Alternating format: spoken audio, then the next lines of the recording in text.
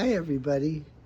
Mischa here with Word of the Day, and there it is, curmudgeon. What's a curmudgeon? A curmudgeon is a cranky, crabby, crusty old man. And you could refer to a woman as a curmudgeon, but nobody ever does. It's always an old man. Where does it come from? Nobody knows.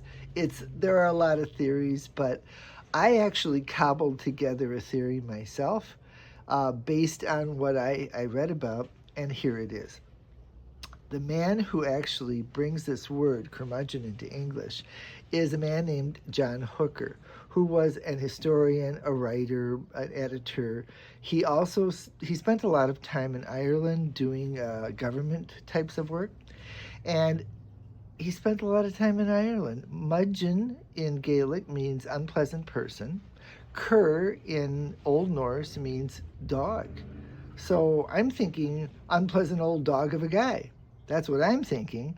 And I think that maybe John Hooker brought that back from Ireland. So in 1587, he is part of the group that puts out the Holland's Head Chronicles, the second edition.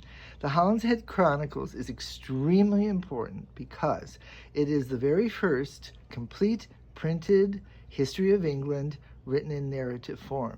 And people like Shakespeare used it to get their plots for their historical plays, like Macbeth, for example, is taken straight from the Holland's Head Chronicles.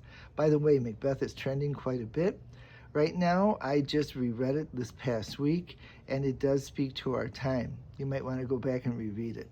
Anyhow, how do we use this word curmudgeon today? Well, how about this?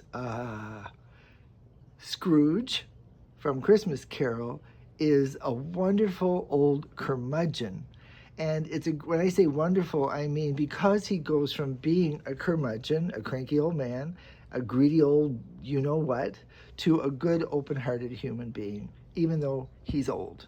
I like that story. How about this for Women's History Month?